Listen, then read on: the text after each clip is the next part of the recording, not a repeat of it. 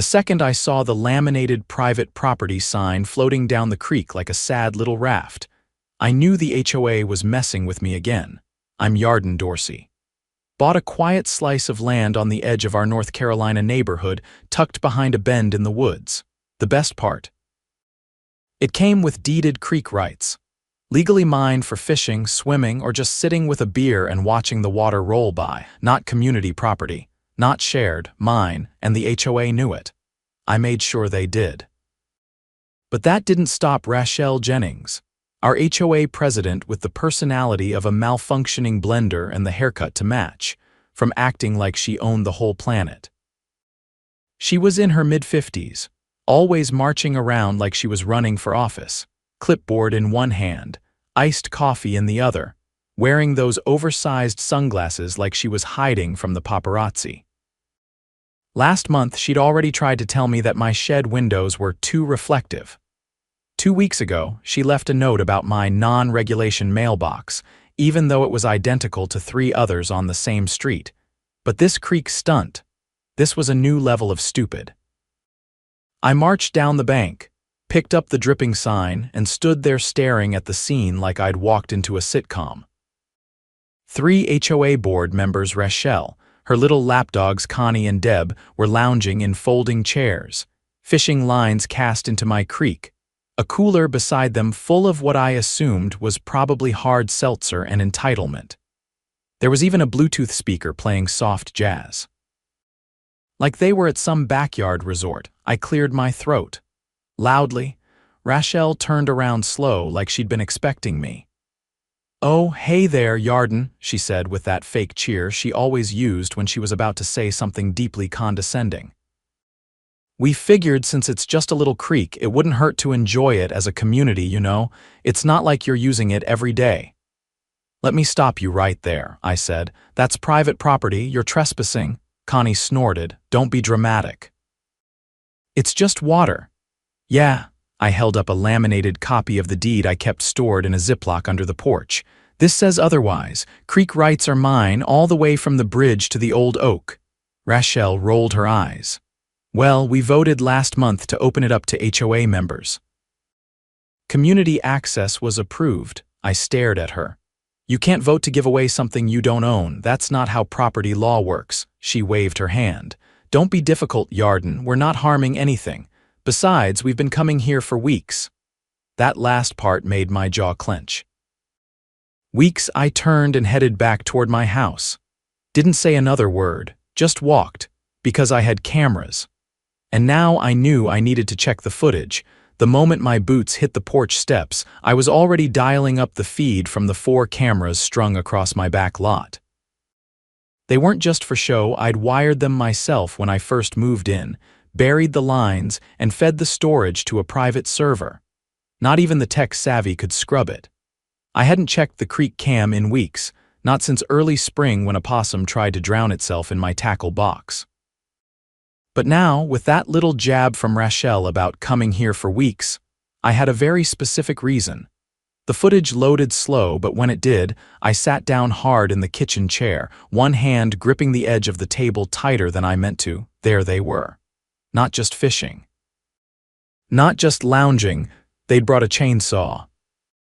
3 weeks ago, right around 9 in the morning, Rachelle and 2 other HOA board members, not Connie or Deb this time, but 2 men I recognized as Alan and Gilbert, both of whom were on the Architectural Review Committee, had cut down a large dogwood tree near the creek. My tree. They dragged it a few feet, then used the trunk as a makeshift bench. 2 days later, they came back with bags of gravel and spread them over the mud path leading down. Another visit. They installed a rope swing off the low sycamore. The worst of it. One clip showed a group of kids, at least 6 of them, splashing in the water while the adults supervised from lawn chairs, beer cans in hand. I pushed away from the table, the chair screeching across the tile. This wasn't just trespassing. This was vandalism, endangerment, and illegal construction on private land. I printed the footage stills, time-stamped and clear, and locked the originals in a fireproof box. Then I made 2 calls. First, to a friend of mine, Monica Vega, former county prosecutor turned real estate attorney who owed me a favor from a land dispute I'd helped her sort out last year. Second, to the sheriff's office. By mid-afternoon, Deputy Harris was standing in my backyard, arms crossed, watching the footage on my tablet. "Yeah," he said after a long pause, "this is going in the report. They altered the land without permission. Cut down a tree, set up what looks like a recreation area and invited minors onto private property without the owner's consent. That's a cocktail of violations." "Can you cite them?" I asked. "Oh, we're past citations," he said. "You want to press charges?" I didn't even hesitate. "Yes," he nodded. "Good, I'll file this under criminal trespass and property damage. You'll get a case number by morning." I walked him back to his cruiser, then stood in the driveway feeling a strange mix of satisfaction and unease. I'd expected a fight. What I hadn't expected was how deep their arrogance ran. They hadn't just crossed a line, they'd treated my land like it was theirs to renovate, Monica called later that night. "I reviewed the deed and easement language," she said. "It's airtight.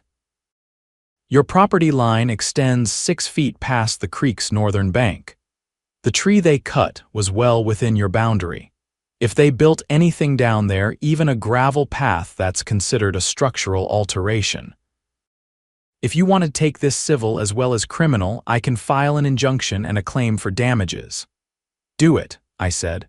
"Also," she added, "I pulled the HOA bylaws from the county clerk's office. They don't list your parcel under their jurisdiction. You're not technically a member." I blinked. "Wait, what? You're adjacent to the HOA zone, but not within its legal boundaries. They've been sending you fines and notices without any legal authority. That, my friend, is fraudulent behavior." I grinned for the first time all day. "So I'm not even in their little club, not even remotely." The next morning, I drove straight to the county courthouse and filed a formal complaint for trespass, vandalism, and attempted annexation of private property. Monica emailed me the drafted civil suit paperwork by noon. That afternoon, I walked back down to the creek. The rope swing was still there, swaying gently in the breeze like it didn't know it was evidence in an active case. Bits of gravel crunched under my boots as I stepped closer to the bank. I took pictures of everything: the gravel, the cut tree stump, the swing, the beer can someone had left behind. Then I printed all of it at the UPS store and dropped copies at the sheriff's station. By the time the citations were officially served 2 days later, the neighborhood grapevine had already kicked into overdrive. I was unloading groceries when my neighbor, Frank, a retired mechanic with a husky that barked at everything except thunder, wandered over. "Yarden," he said, "you really got them served?" "Sure did." He gave a low whistle. "Heard Rachel was yelling at the deputy like he was a waiter who forgot her salad dressing. She'll need a new hobby," Frank chuckled. About time someone stood up to them. That evening, a few more neighbors stopped by. A young couple from 3 houses down brought a lemon pie and asked if I'd be willing to share the footage with others who'd gotten fined or harassed. One woman, a nurse named Patris, said the HOA had threatened her with daily penalties over parking her car too close to the mailbox, despite having a driveway that curved exactly as city code allowed, so I started a folder. Not just for me, but for everyone. I called it HOA Overreach. Each folder had its own section: illegal citations, misrepresented boundaries, harassment, and now trespass. By the weekend, word had spread far enough that the HOA board called an emergency meeting at the community center. I didn't attend.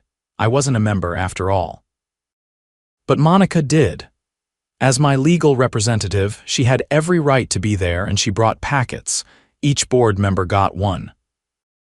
Inside, the footage, the civil complaint, the legal notice of their lack of jurisdiction over my parcel, and a warning that any further action taken against me would be considered harassment under state law. Monica told me later Rachel turned the color of fermented cranberry juice. The fallout was swift. By Monday, Gilbert had resigned. Connie tried to claim she'd never really supported the creek outings and blamed Deb, who was last seen arguing with a landscaper about whether her rose bushes violated the new xeriscape policy. The rope swing was quietly removed in the middle of the night, but it didn't matter. The damage was done, not to my land that could be restored, but to their credibility. The sheriff's office followed up with formal citations to all 5 members who'd appeared on the footage, including Rachel. Community trespass, unauthorized land alterations, and endangerment of minors. Total fines added up to over $15,000, and the best part, because they'd acted under the guise of HOA authority, the fines couldn't be paid with HOA funds, personal liability, out of pocket. I spent the next few days repairing the creek path, planting a new dogwood sapling, and adding 2 more cameras just in case. But honestly, I wasn't worried. Not anymore. Because now the entire neighborhood had seen what happens when you mess with the wrong property owner. And I had paperwork to prove it. 3 days after the emergency HOA meeting, a white SUV with tinted windows rolled up to the edge of my property and sat idling for nearly 10 minutes. I stood behind the screen door, arms crossed, watching as the driver, someone I didn't recognize, snapped photos of the creek, the new sapling, and my mailbox. He didn't approach, didn't say a word, just documented and drove off. I didn't need a name to know where he came from. Monica confirmed it the next day. She'd intercepted a request filed by the HOA's law firm for a property reassessment due to recent alterations made by the occupant. It was a weak attempt to trigger a zoning review, hoping to find a loophole to undermine my property lines or environmental impact compliance. Classic move when cornered. Shift the focus, create doubt, and stall. But it backfired in record time. The county planning department had already been looped in by Deputy Harris for the original trespassing report. When they saw the reassessment request and matched it to the sheriff's active case, it raised red flags fast. An inspector showed up the next morning, clipboard in hand, not to investigate me but to initiate an audit of the HOA's own zoning compliance. "I've got 6 open complaints in this district," he told me while walking the creek perimeter. "Yours just made the 7th. They've been pushing boundaries literally on multiple properties." He pointed out pink survey flags I hadn't noticed before. "This one here, that's your legal corner. You're clean. But the HOA's community garden, it's encroaching onto county land by about 20 feet. He took photos, made notes, and left with a copy of my deed. I didn't ask what would happen next. I already knew. By the following week, it wasn't just the sheriff's office knocking on doors. It was the county code enforcement team and 2 agents from the Department of Environmental Quality. Apparently, the gravel they spread by my creek had disrupted a protected runoff channel, and since it was done without permits, the HOA was now facing a state-level violation. I hadn't even filed that complaint. Someone else had. Turns out, after Monica shared my footage with a few other residents, one of them, a retired biology teacher named Mr. Givens, took it upon himself to forward it to the DEQ. He'd been quietly documenting runoff issues since the HOA rerouted part of a drainage ditch last summer, and now he had proof of unauthorized construction near a waterway. "This whole thing's been a long time coming," he told me while adjusting his fishing hat. "They tried to fine me last year for composting leaves, called it organic waste accumulation." He shook his head. "Meanwhile, they're dumping gravel into a protected channel like it's a sandbox. Within days, a cease and desist order was issued against the HOA for any further land alterations. The community garden was fenced off pending review. And best of all, the HOA's lawyer officially withdrew from representing them, citing conflicts of interest after discovering that Rachel had withheld details about their unauthorized use of my land. That's when everything started unraveling. The board called for a closed-door session to discuss restructuring. But the residents weren't having it. A group of volunteers organized an open forum in front of the community center, bypassing the formal HOA channels. They passed out flyers, brought folding chairs, and invited anyone with a complaint, concern, or story to share it publicly. I didn't plan to speak. But then Rachel showed up. She stood across the crowd, arms folded, flanked by Deb and Connie like she was still in charge of something. When a father of 3 described how the HOA had fined him for installing a toddler swing in his own backyard, citing unauthorized equipment, Rachel interrupted him. "Let's not confuse enforcement with harassment," she said loudly. "We've followed our bylaws to the letter." That's when I stepped forward. "You mean the same bylaws that don't apply to my property?" I asked. The crowd turned. "Or the ones you used to justify cutting down a tree on land that never belonged to you?" Rachel visibly stiffened. I held up a manila folder. "These are the updated enforcement reports," I said. "From the county, the sheriff's office, and the DEQ, you've got pending fines totaling over $25,000, and that's before the civil suit." Whispers rippled through the crowd. Rachel tried to cut me off, but I just raised my voice. "And just so everyone knows, I've submitted a formal complaint to the state HOA Oversight Board. I'm not the only one. According to the registrar's office, at least 9 of you were fined for violations that don't exist in the actual code." "That's financial misconduct." Deb muttered something, but Connie was already inching away. "Also," I added, "I've hired a surveyor to document any HOA encroachments on private property. If your fence line's been moved or if you've received a notice that doesn't match your deed, get it to me. We're compiling a class action lawsuit." The silence that followed was thick enough to chew. The next morning, I got a call from an investigator with the state attorney general's office. Apparently, the HOA's fines and citations, especially those issued to non-member properties, could constitute fraud under consumer protection laws. They were opening a formal inquiry. It didn't take long for subpoenas to start flying. The HOA's bank records were requested. So were their internal emails. And once those came out, the real rot surfaced. Turns out, Rachel and Gilbert had approved reimbursements to themselves for maintenance equipment that never showed up.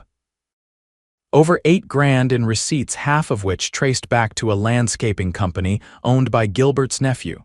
With the AG involved, things escalated fast. Rachel was arrested 2 weeks later on charges of falsifying financial records and conspiracy to defraud. Gilbert was charged as a co-conspirator. The HOA's operating account was frozen. Deb and Connie tried to claim ignorance, but the email chains showed they'd both signed off on the creek beautification project even after Monica sent them the boundary documentation. Meanwhile, I finalized the civil suit with Monica. We didn't just go after damages for the tree and the trespassing, we included restitution for legal fees, land restoration, and emotional distress. The judge fast-tracked it under public interest since it involved a governing body acting outside its authority. We won. Full payout. Plus a court order mandating that the HOA post signage clarifying their jurisdiction boundaries. But the best part came during the final hearing. Monica handed the judge a final motion signed by over 40 residents requesting the dissolution of the HOA's current board under a provision in their own charter. With 2 members under criminal indictment and the 3rd resigning mid-investigation, it passed unanimously. A new board was elected within the month. This one made up of regular homeowners, a nurse, a retired firefighter, even Mr. Givens joined. They voted to freeze all fines and reassess every policy from scratch. One evening, about a month after the dust settled, I walked back down to the creek. The new dogwood was starting to take root. The rope swing was long gone. The gravel path had been cleared, the runoff channel repaired by a team of volunteers from the neighborhood. Frank passed by with his husky and gave me a nod. "You know," he said, "I think this place finally feels like a neighborhood again." I nodded, resting a hand on the wooden post I'd installed to mark my boundary line. Took a lot of noise to get to the quiet. And it was quiet now, water trickling, Leaves rustling, no folding chairs or jazz music, no trespassers or clipboards. Just the sound of a property owner standing exactly where he belonged. 3 months after the new board took over, the neighborhood had settled into something resembling honest peace. Lawn signs disappeared, mailbox warnings stopped appearing, and nobody had tried to sneak into my creek since the tree stump had been ground down and replaced with a small bench I built myself. Things felt earned, balanced. But that was before I checked my mail one unusually warm Thursday morning in October and found a certified letter from the county tax assessor's office. The letter said my property had been flagged for unreported structural additions related to recreational use, and that a reassessment was scheduled for the following week. Attached was a blurry photo of a wooden platform one I didn't recognize taken from above, like it had been shot by a drone. I stared at the photo for a good minute before realizing what I was actually looking at. It wasn't my property. It was a section of creek that curved south just below my boundary line. Except according to my deed, that land wasn't owned by the HOA either.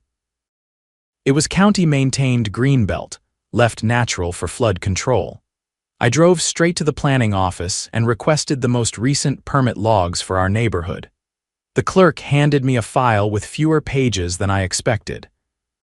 One stood out, a permit request for a creekside wildlife observation deck, signed by none other than Deb Laramie.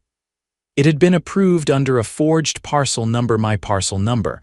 I called Monica from the parking lot. "They're building on county land and using your property number to secure permits," she said. "That's fraud, Yarden, real prosecutable fraud." I asked if we could get a copy of the drone footage. Monica told me she'd already filed the request. She sounded calm, but I could hear the edge in her voice. It wasn't just about property lines anymore. This was organized misrepresentation. By the end of the week, the assessor's office sent over the footage. It showed a crew of 4 workers hauling lumber and bolting together a wooden platform right along the creek. Each wore high-vis vests with no company name. They worked quickly, like they were on a deadline. The footage was time-stamped 5 weeks earlier while the board transition was still happening. I drove out to the site myself, followed the bend down past the public trailhead, and spotted the deck.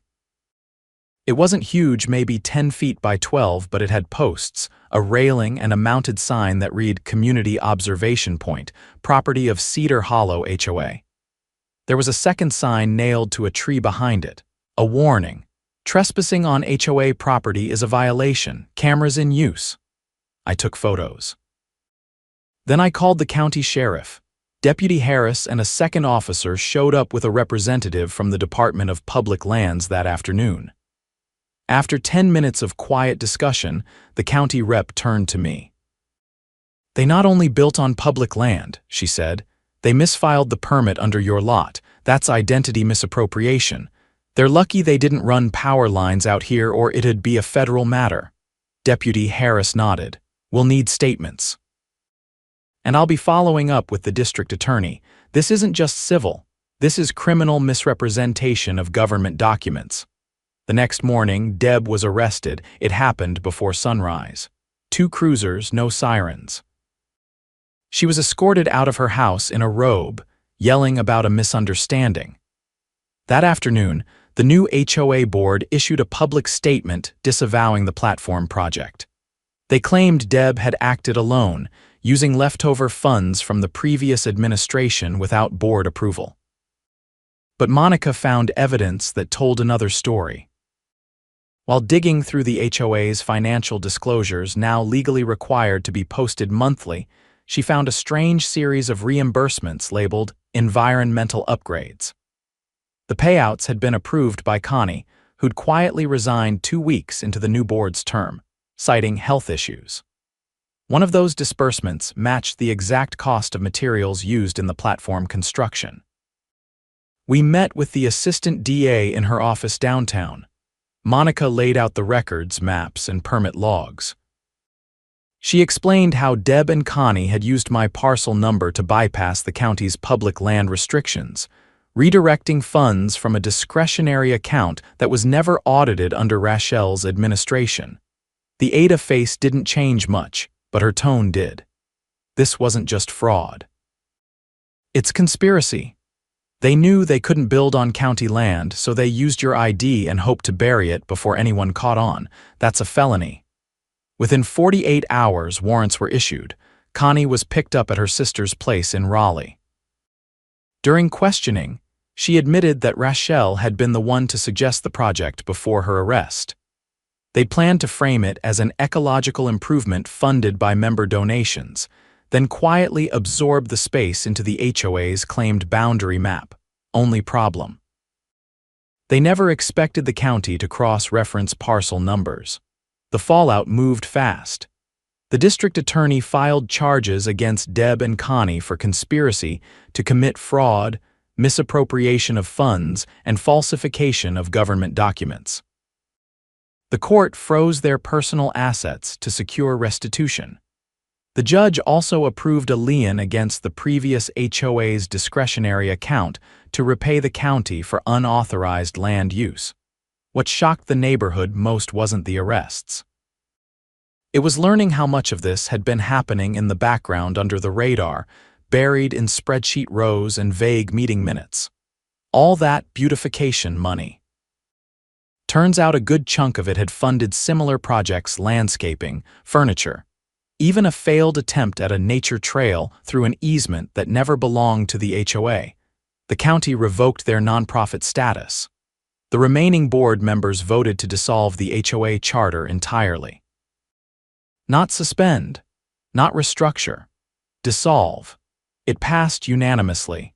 They filed the paperwork with the state, effectively disbanding the organization and transferring any remaining funds after restitution to a neighborhood improvement trust managed by a third-party stewardship group.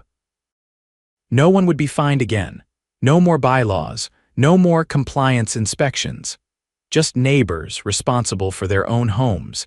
The observation platform was dismantled by a county crew within 72 hours. The sign was pulled down and boxed as evidence.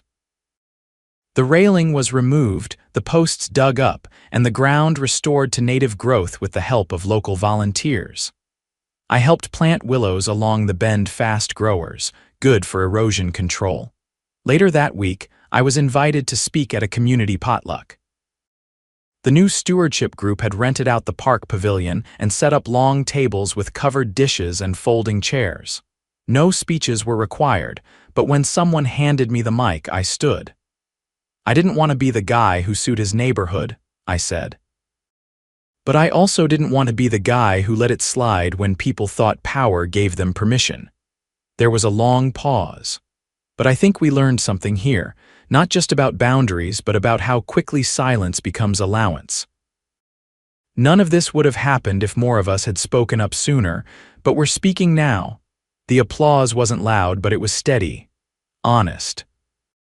Afterward, a woman I hadn't met before, a retired ER nurse named Wilma, handed me a slice of peach cobbler and a note with her property coordinates scribbled on the back. "Turns out I've got a spring that feeds into your creek," she said. "If you ever want to test the water, I've got the kits." I nodded and tucked the note into my pocket. "Might take you up on that." As the sun dipped behind the trees, I walked the long way home along the creek path. The air smelled clean. The water moved slow and steady, untouched by gravel or rope swings or folding chairs. Just the sound of leaves brushing against each other and the faint ripple of current finding its way forward. At the bend, I paused. Where the platform had been, there was now only soft earth and a patch of young grass, barely visible but growing. Nature, reclaiming what had been borrowed without asking. I stood there until twilight, not watching for intruders this time, not guarding anything, just standing. Letting the quiet return, knowing it was earned.